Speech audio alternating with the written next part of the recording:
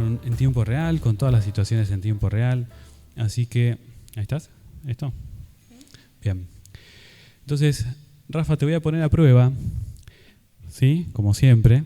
Y te voy a pedir que vayas al slide número 32 de los que te di. De mi presentación. Sí, sí. Eso, bien. Entonces, lo que vamos a ver ahora es repasar un poquito esto del respaldo. ¿Qué es esto de ser positivo? ¿Cómo haces para ser positivo? Sí, yo tengo un tío que es positivo, pero después no conozco a casi nadie más. Después, ¿yo cómo hago? Si me levanto a la mañana y leo el diario, ¿cómo hacemos para ser positivos? Esa es una gran pregunta. Yo voy al psicólogo o al psiquiatra porque no estoy pudiendo ser positivo, porque con la parapandemia, con el post-elecciones, con la crisis, con la multicrisis, ¿cómo hacemos? Entonces, ahí está la cámara. Bien. Lo que vamos a ver es, de manera rápida, y así le damos lugar a la intervención en práctico, la manera teórica de cuál es el respaldo de las intervenciones positivas. ¿Y cuál es el respaldo? Bueno, Martin Seligman es un psicólogo que generó un movimiento a nivel mundial, que es el de la psicología positiva, ya por los 90.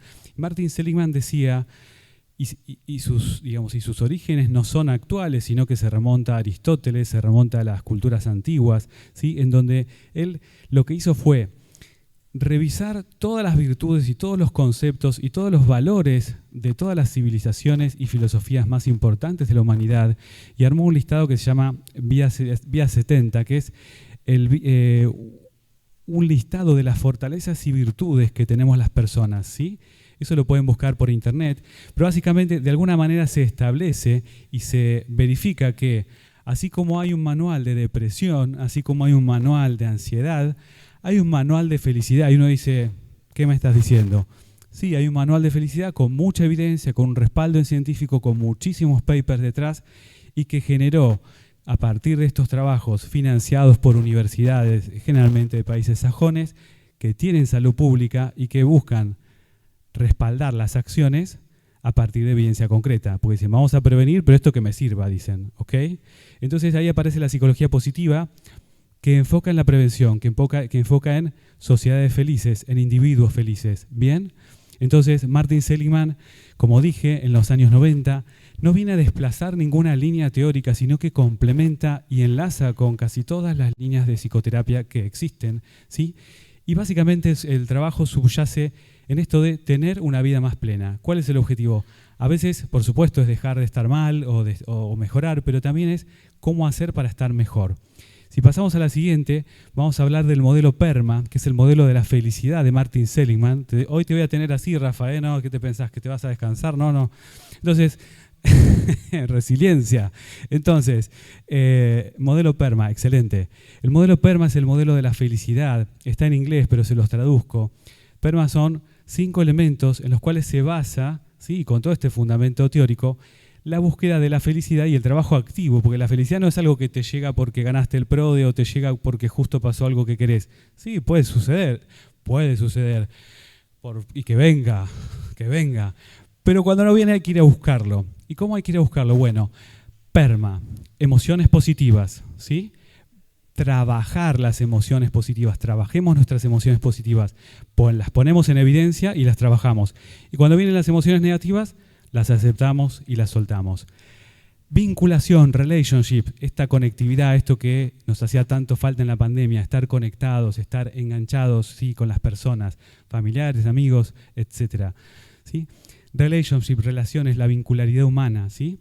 El engagement se refiere a implicarte en actividades que generalmente hablan de un hacer por el otro, de eso van a hablar las chicas. ¿Cómo hacemos, cómo transformamos nuestras ganas en ayudar al otro y eso nos vuelve, ¿sí? Engagement, ¿sí?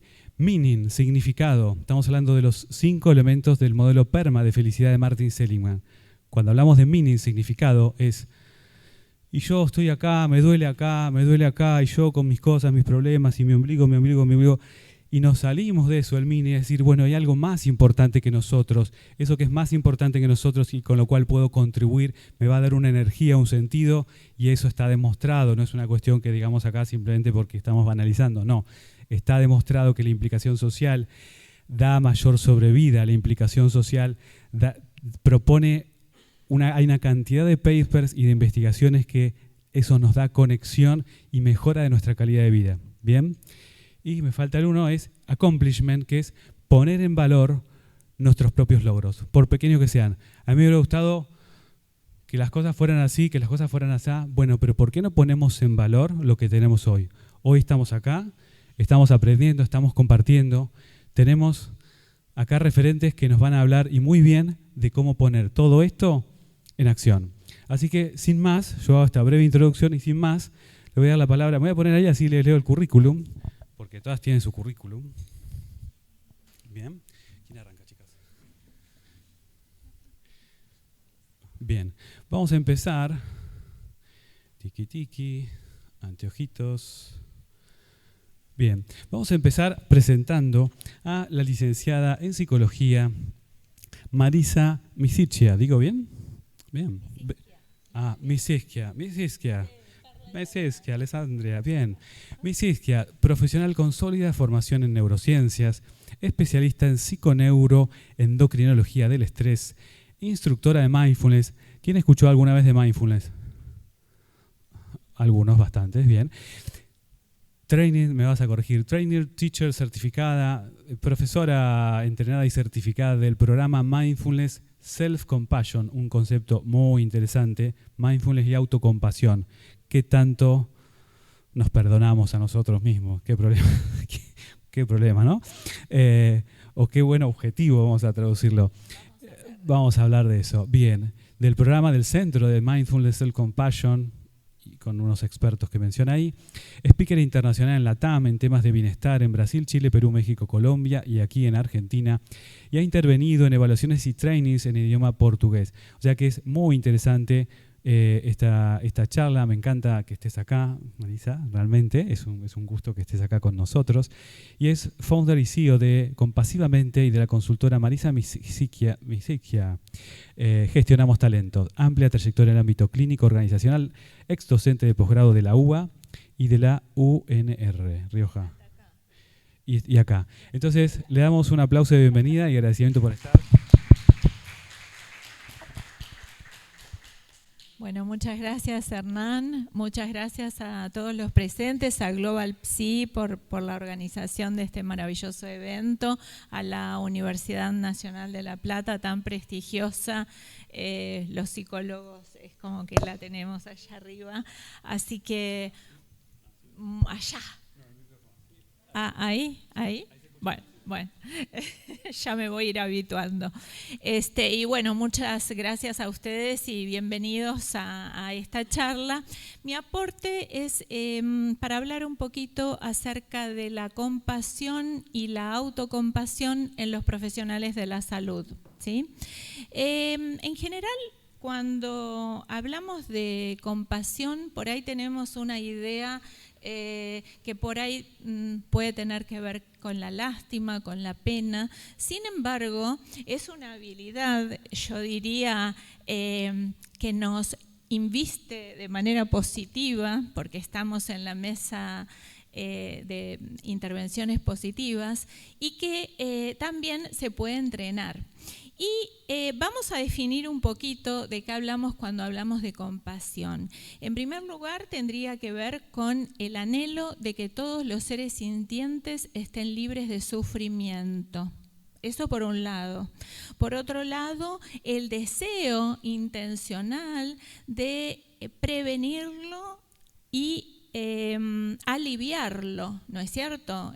Nosotros, los que somos profesionales de la salud, tenemos como esa misión, ¿no es cierto?, de intervenir en aliviarlo y prevenirlo.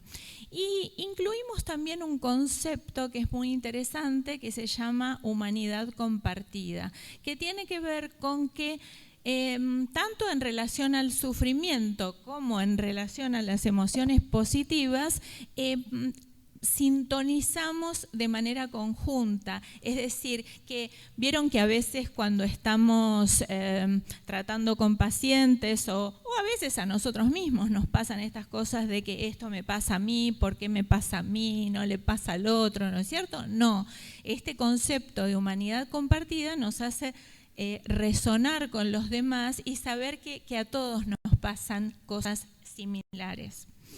Y cuando hablamos de autocompasión, ya estamos hablando de que la compasión está dirigida hacia nosotros mismos.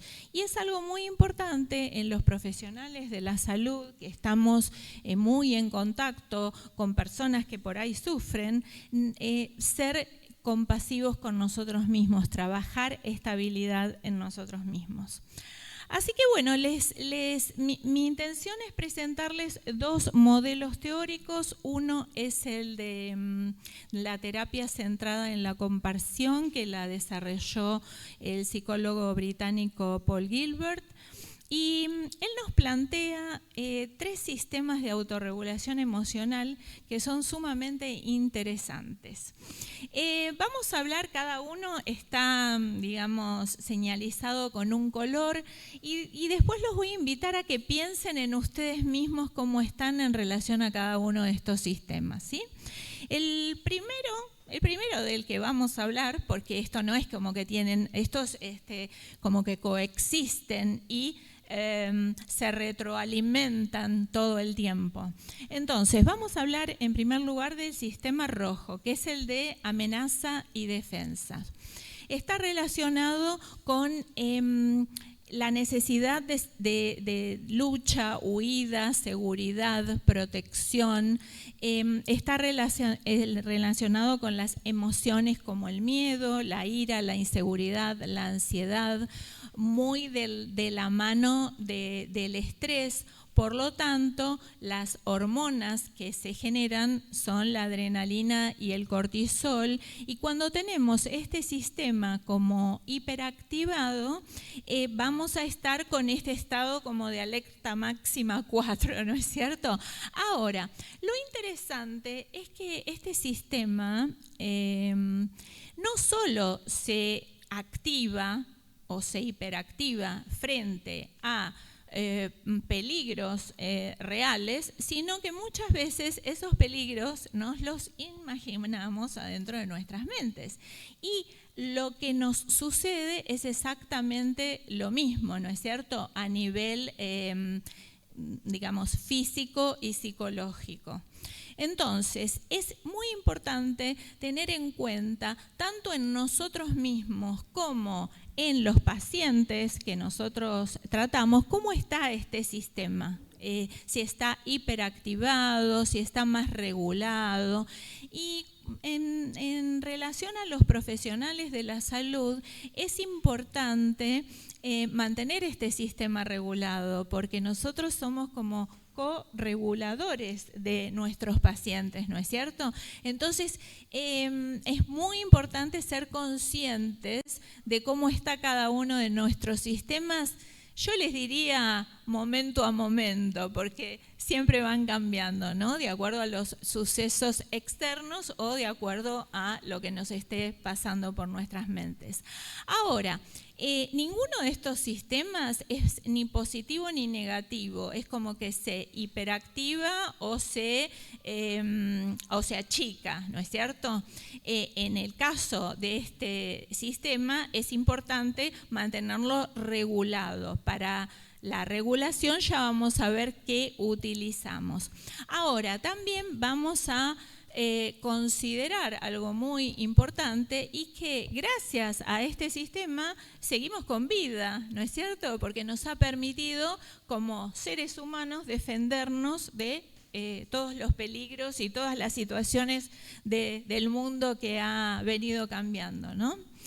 Vamos a hablar ahora un poquito del sistema de incentivos y búsquedas, que es este azul, del sistema de logro, del sistema de recompensa, donde en general siempre buscamos más, buscamos progresar, buscamos digamos, situaciones que nos ofrezcan superarnos, cumplir metas, cumplir objetivos. Y eso es fantástico, ¿no es cierto? Porque seguramente los que están en formación, los que nos hemos formado, hemos tenido que superar estas metas, eso nos da bienestar.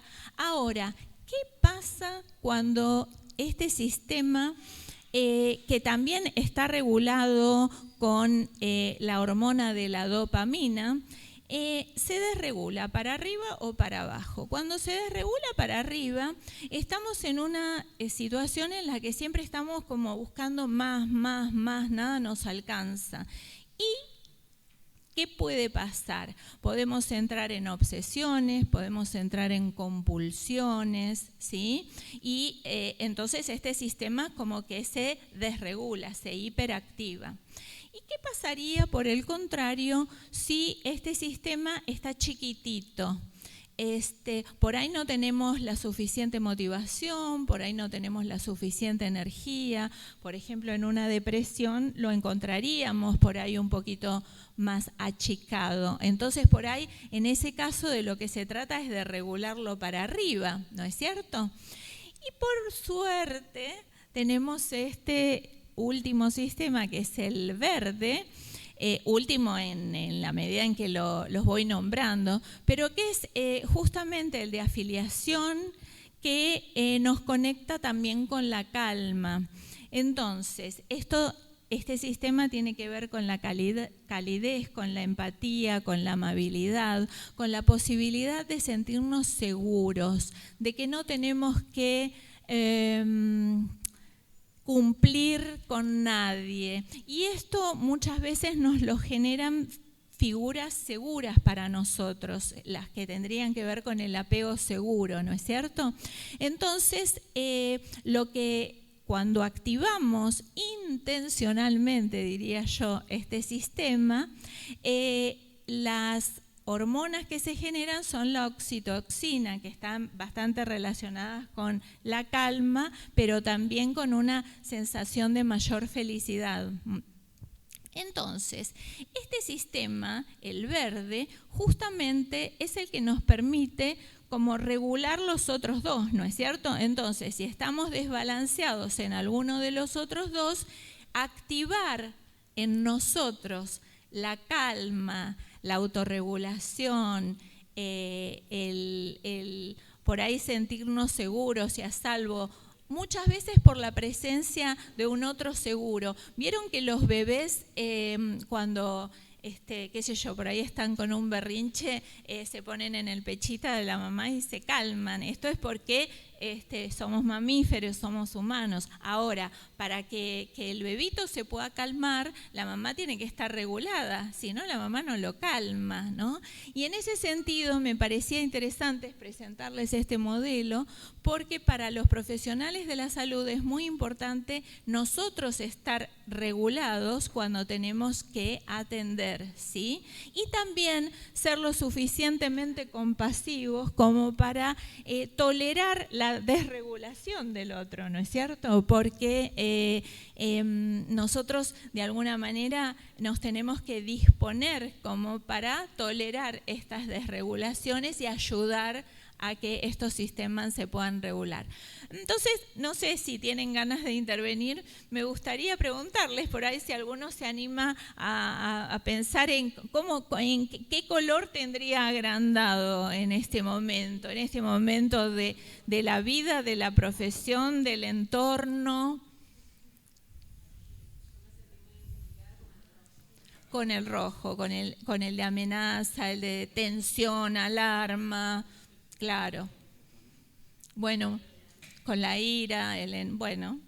Igual, la buena noticia es que con el verde, activando el verde, después ya vamos a ver cómo se puede autorregular, ¿sí? ¿Alguno más tiene ganas de comentar? Bueno, seguimos adelante entonces. Bueno, también cuando activamos este sistema de calma, el nervio vago también trabaja a través del sistema nervioso parasimpático y entonces, por ejemplo, al entrar en estados de calma se disminuyen los latidos cardíacos, se asocia con ideas de cuidar, el tono afectivo positivo, ser sensibles a sentirnos seguros. También el contacto visual se incrementa, el tono de la voz se pone como más cálido y la regulación de la respuesta de lucha y huida pero al servicio de lo prosocial. Incluye calmar a los otros y calmarnos a nosotros mismos. Entonces, la idea sería que los profesionales de la salud podríamos apelar a nuestro sistema de calma, a autorregularlo, a cuidarnos justamente para cuidar más efectivamente a los otros, ¿no?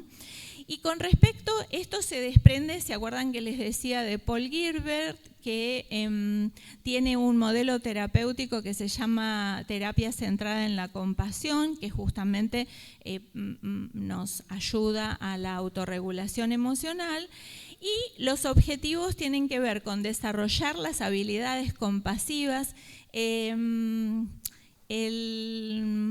Uno de los asesores del Dalai Lama, Mathieu Ricard, no sé si escucharon hablar de él como el hombre más feliz del mundo, porque le escanearon el cerebro y descubrieron que tiene las zonas de la felicidad como más desarrolladas. Él plantea que la compasión es una habilidad que se desarrolla. Entonces, eso es algo muy interesante, ¿no? Y bueno,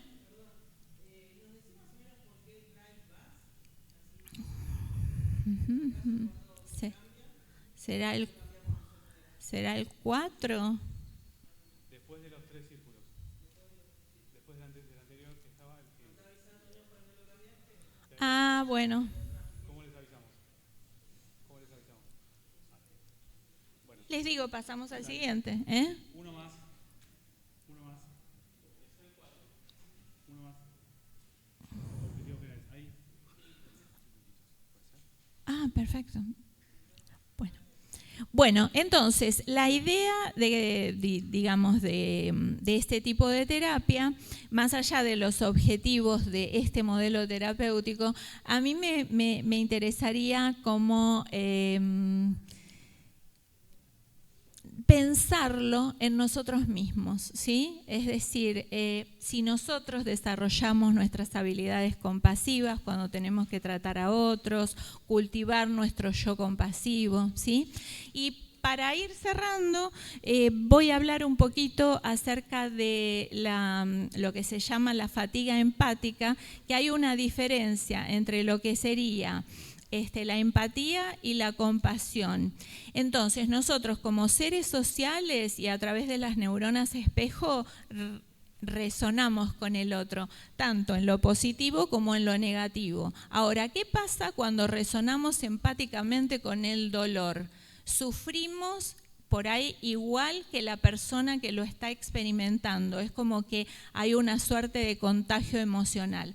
Entonces, nosotros, siendo profesionales de la salud, tenemos que estar muy atentos a cuando ese agotamiento por dolor empático nos empieza a atravesar, ¿no es cierto? Y para eso son muy importantes las prácticas de autocompasión, de mindfulness, de autocuidado y lo que les planteo como idea, digamos, es que, por ejemplo, si atendemos a pacientes, ya sean de manera psicológica, médica, que nos podamos hacer pausas conscientes por ahí entre algunos pacientes y otros, que no entremos, para no entrar en el azul, porque si no nos pasamos de rosca, ¿sí? Entonces, como conclusión, les dejo estos dos aspectos, ¿no? El pensar en cómo autorregularnos a nosotros mismos, en cómo activar nuestro sistema de calma y cómo cuidarnos del dolor empático cuando nos atraviesa. Muchísimas gracias y... Muchas gracias. Muchas gracias. Vamos a comentar... No, porque... no. Sí. Esperen, no toquen porque hacemos lío. Perdón. El multitasking, ustedes le dicen, ¿no? El multitasking. Bueno, quiero aclarar que Marisa va a estar, corregime si estoy mal, va a dar un taller, ¿sí? Presencial, acá mismo, en un aula pequeña, muy mano a mano, ¿sí? La vamos a aprovechar. Va a dar un taller de autocrítica versus autoamabilidad. ¿Quién gana? ¿Autocrítica o autoamabilidad? ¿Quién gana? Bueno, es un programa internacional de Mindfulness de Self Compassion. Hoy a las 13:40, después de la pausa del almuerzo, tenemos un taller con Marisa, ¿sí? Dicho esto, le vamos a dar la palabra, recupero el aire, al acompañante terapéutico. La figura del acompañante terapéutico está, hablábamos con Vladimiro, muy involucrada con esto de las intervenciones positivas. Lo sepan o no, ¿cómo le va, don Pablo? Lo sepan o no. Lo importante es que lo empecemos a saber. Lo mismo que muchos psiquiatras intervienen positivamente, pero no le dan ese valor de, mirá, es importante la autocompasión, es importante conectar, pero no ir tirarte al pozo, ¿no? Y todo esto. Entonces, vamos a darle la palabra a Vladimiro. Tenemos los tiempos acotados. Vamos a ponerle resiliencia y vamos a resolver la situación. Tenemos unos 10 minutitos, van a tener cada uno, así más o menos podemos redondear esta mesa de intervenciones positivas.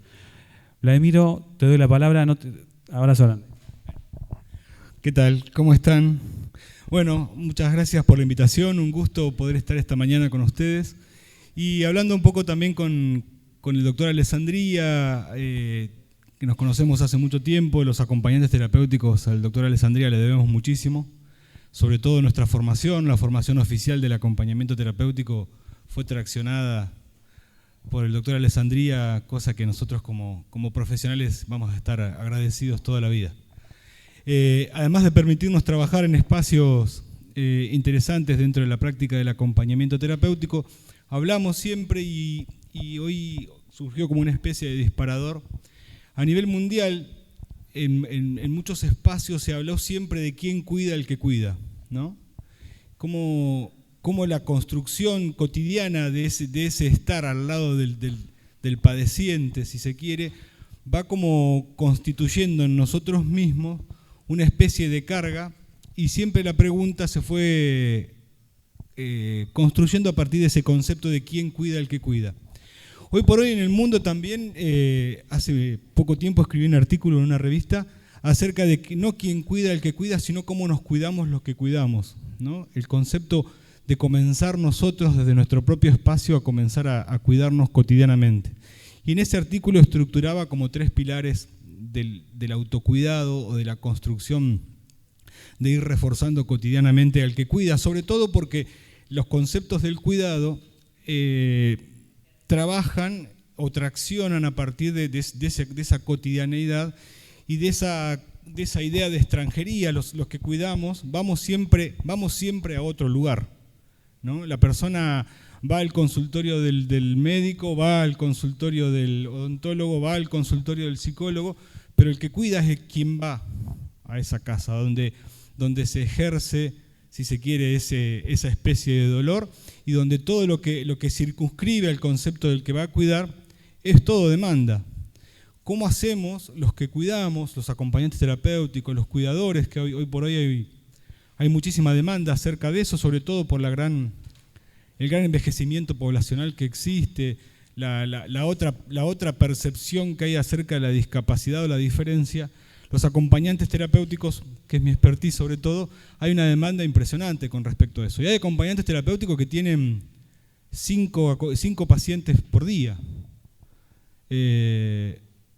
Los 5 días de la semana en el mejor de los casos, y a veces hasta los sábados. Digo, ¿cómo hacemos para autocuidarnos en ese concepto de trabajar sistemáticamente en ese territorio que en un principio es un territorio hostil, donde todo es demanda y de uno desde su propia expertise tiene que comenzar a delimitar el concepto del trabajo? Y básicamente en ese artículo que les comentaba yo delimitaba como 3 elementos fundamentales para el autocuidado.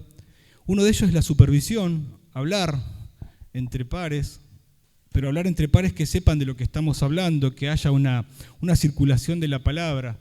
Es como hablar con amigos cuando nos sentimos mal, ¿no? Esa cuestión de poder expresar lo que sentimos y que del otro lado haya una recepción de lo que nosotros sentimos y que haya una devolución también de la propia expertise. Entonces la supervisión también es un concepto de autocuidado. Y otra cosa que yo les decía, cuando entramos a esa especie de territorios, muchas veces entramos en penumbras. Y acá voy también a este concepto elemental que en el área del cuidado no se tiene mucho en cuenta, que es la formación continua. El formarse, el estructurar su propia percepción del otro, e ir perfeccionando un poco el objeto de estudio. Nunca se sabe todo, sino que siempre, a medida que vamos estudiando más cosas, lo que vamos haciendo es complejizando el objeto de estudio. Entonces, en ese saber, esa penumbra se va iluminando. El concepto de alumno, ¿no? El viejo concepto de alumno, el no iluminado, ¿no? Alumno significa lumine, no iluminado.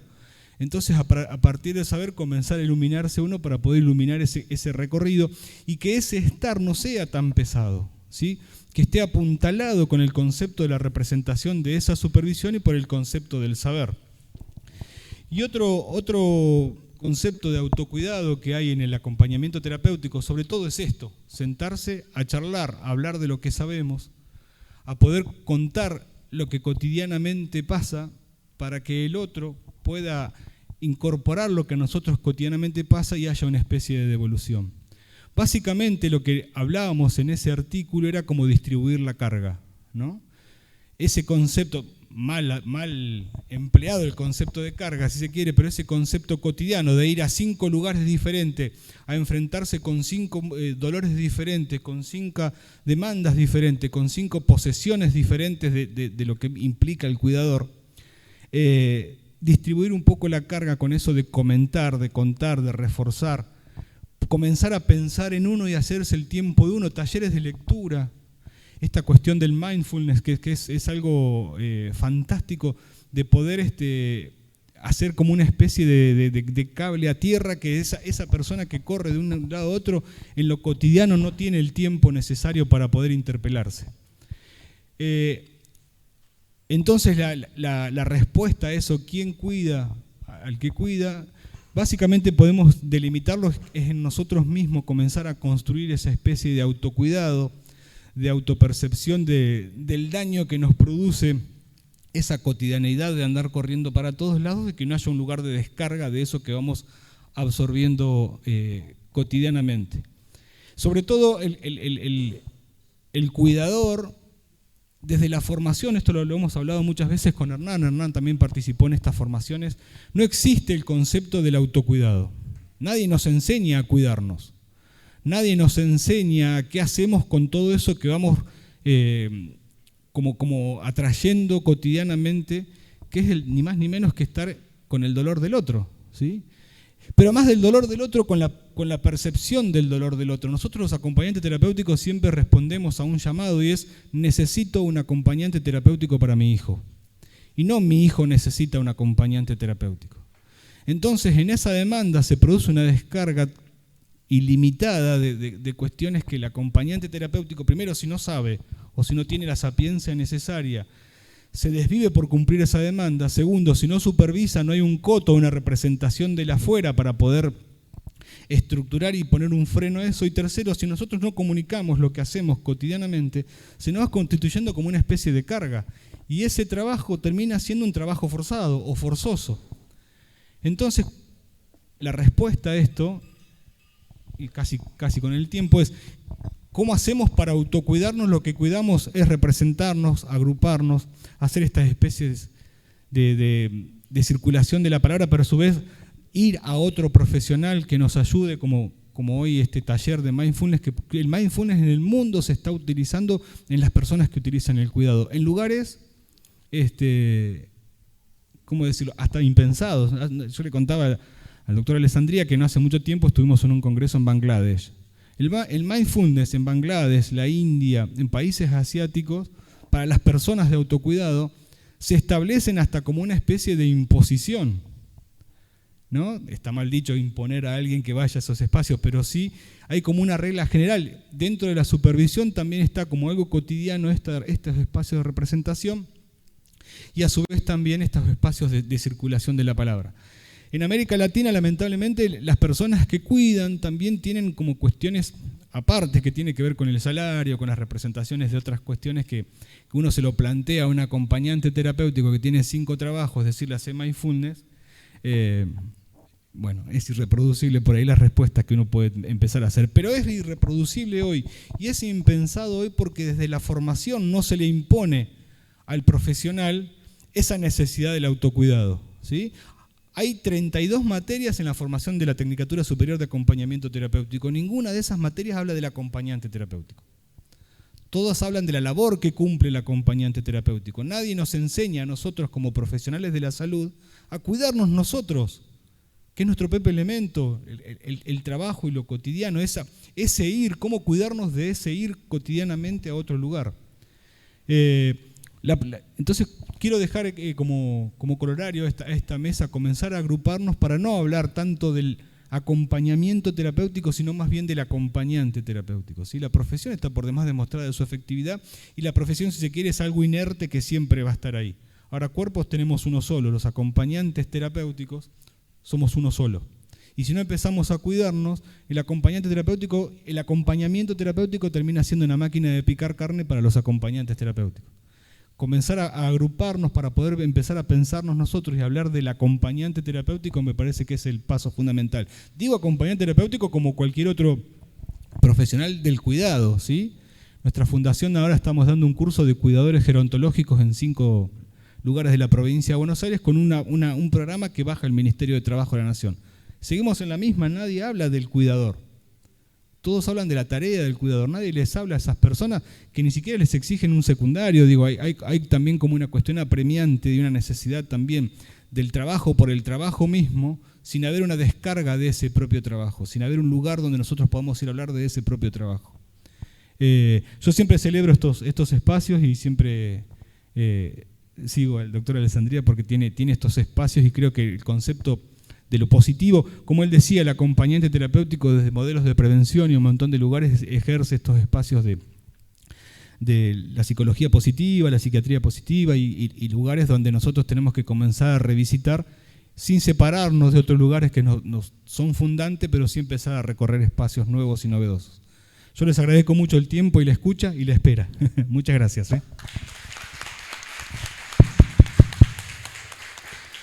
Muchas gracias. Sí, Vladimiro, él me echa la culpa a mí de las cosas que hemos logrado juntos, así que retribuyo ese trabajo para regularizar la figura del acompañante terapéutico, a Vladimiro, a toda la gente que trabajó mucho en aquel momento. Y sí, la figura del acompañante terapéutico, así como la de los profesionales de la salud, está bastante quemada y la tenemos hoy a Marta Cohen, lo cual es un placer enorme. Hola Marta. Un placer enorme. Marta Cohen es una referente internacional, viene de Sheffield y yo, perdón, me agarra el cholulaje. Entonces voy a decir, no, a ver si podés por videíto, qué sé yo. Y dice, no, yo paso mañana, voy por... Yo digo, ¿cómo? Y entonces la tenemos acá, es un gran placer que esté. Ahora vamos a tener la mesa con ella. Es una referente internacional y va a hablar justamente de esto que estamos tocando, esto de cuidar al cuidador, y de cómo se nos hace carne y de cómo hacer qué herramientas tenemos, porque acá el problema es, ok, nos gusta, elegimos la salud, elegimos ayudar, elegimos acompañar desde la docencia, desde el club del barrio, desde la salud, desde donde nos toque. Y a nosotros, ¿cómo nos cuidamos? ¿Qué autocompasión tenemos? Porque nos exigimos por nuestros pacientes, nuestros hijos, y nosotros, ¿cómo hacemos para avanzar? Entonces, muy interesante. La verdad que aproveché para saludar a Marta que la vi. Vamos a darle la palabra a una compañera y amiga, la doctora Ana Lavín. Ella es psiquiatra especialista de acá, de la universidad, de esta casa de estudios. Es especialista en obesidad, es especialista en un montón de cosas, Ana. En obesidad y trastornos alimentarios, en trastornos de personalidad, en neurología aplicada, auditoría médica en salud mental. Mucha auditoría médica en salud mental, mira, tenés 2 veces. Mucho en gestión. Ana hace una mezcla interesante en lo que es gestión y aplicación en el terreno de muchas de las cuestiones que estamos hablando y desde la psiquiatría. Porque además es antropóloga o casi antropóloga. Entonces también vamos a tener un lindo aporte. Estamos cortos de tiempo, pero vamos a ver si en 10 minutos te voy a avisar, te sabelo. Así que le damos la palabra y un fuerte aplauso a Ana. Hola, buenos días. Muchas gracias, Hernán. Qué grande la presentación. Bueno, yo voy a hablar de la psiquiatría positiva. Bueno, se habló un poquito, que tiene que ver con plantear el bienestar. Y ese bienestar está comprobado que se determina con cumplir las necesidades básicas de los individuos. Yo, si bien atiendo individualmente, en la psiquiatría positiva me interesa mucho y trabajo mucho con Hernán en la creación de dispositivos grupales como intervención terapéutica para estos, para, digamos, convocar grupos en donde se pueda poner en marcha la movilización de esto positivo o trabajar de lo negativo a lo positivo. El concepto de felicidad, que es el que recién se acuñó en alguna de las charlas, es un concepto que se puede enfocar de muchísimas formas. Acá no es la idea de hablar de filosóficamente o etimológicamente, sino que la idea es aproximar la explicación de la relación que tiene la felicidad con la comunicación, porque en los grupos lo que hacemos es generar eso. ¿Y qué sería la comunicación? Si yo les pregunto a muchos de ustedes qué sería comunicación, muy probablemente y en un montón de lugares me dicen comunicar algo, decir algo, transmitir algo.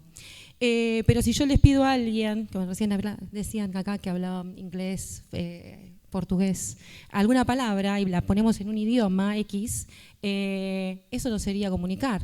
Sin embargo, estamos diciendo algo con respecto a un idioma. Entonces, ¿qué sería la comunicación? ¿Cuántos idiomas necesitamos para que podamos comunicarnos con el mundo? Y nosotros empezamos a pensar, miramos el mapa y decimos, no sé cuántos idiomas, y la verdad que no lo busqué, pero realmente, ¿cuántos idiomas hay? Uno solo, el idioma nuestro. Y el idioma nuestro tiene que ver con...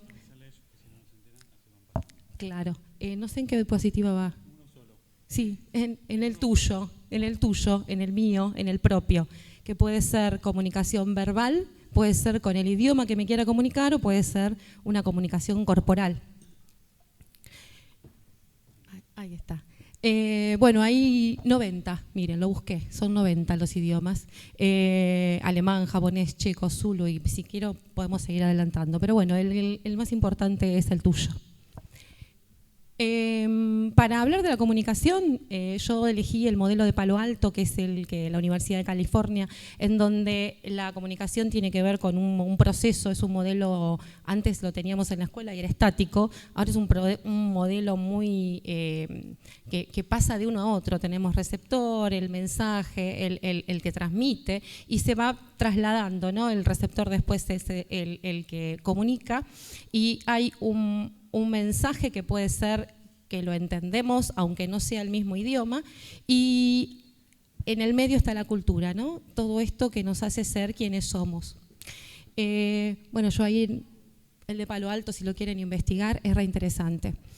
Con respecto, hay un modelo en relación a la comunicación interpersonal, que es el modelo Alarcón, en donde plantea que la felicidad dentro de nuestra cultura es una especie de comunicación interpersonal que presenta como ausencia de sufrimiento profundo la satisfacción con la vida, la realización personal y la alegría de vivir. Eso sería la felicidad.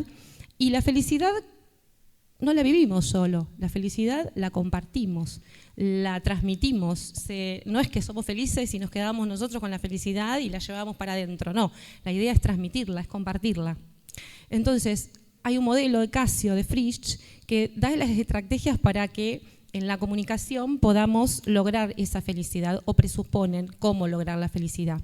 Uno sería, por ejemplo, son 5, el cambio de las circunstancias que uno tiene, modificar el aspecto de la vida que quiere modificar, elegir qué es lo que querría cambiar, modificar la actitud al relacionarse y poder adaptarse con los demás, cambiar las metas, los estándares, sería como reevaluar la prioridad que uno tiene y adecuarla a la situación actual y a la situación de la cultura en la que estamos viviendo, ¿no? Hoy, por ejemplo, todo es muy rápido, es una cultura más ligada a la comunicación digital.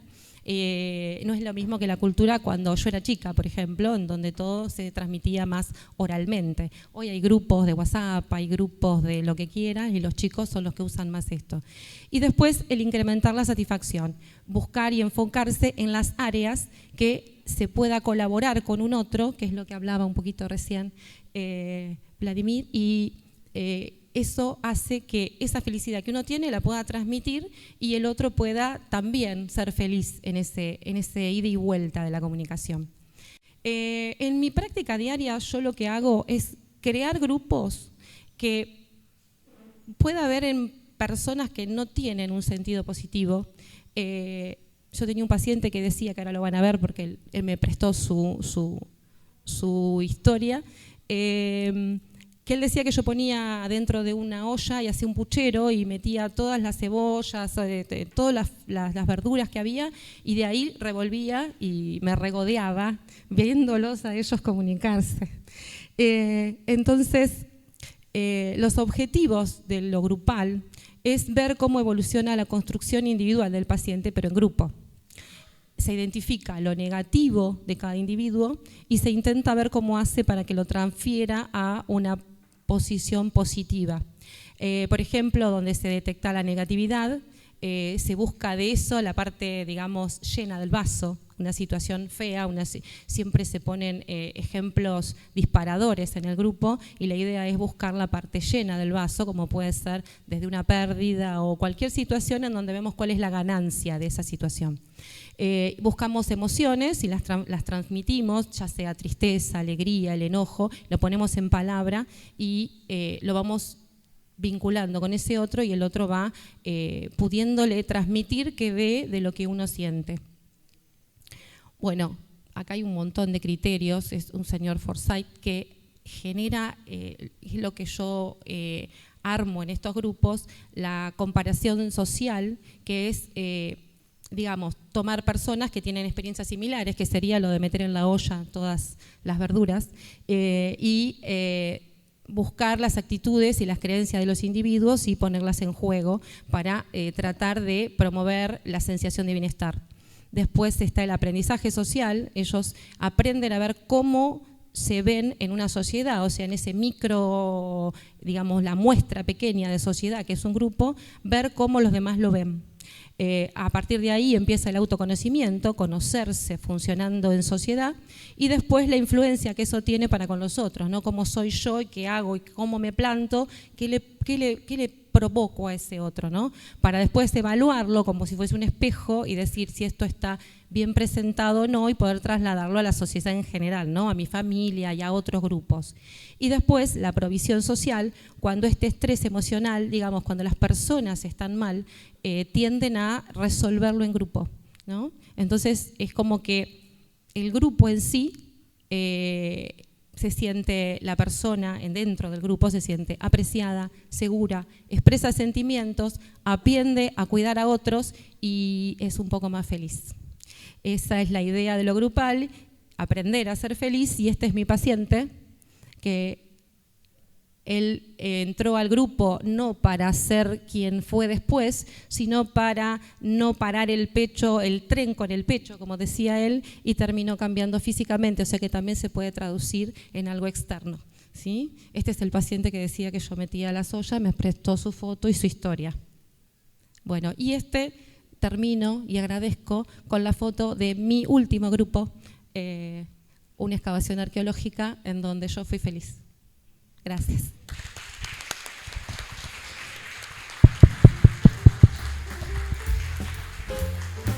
Muchas gracias.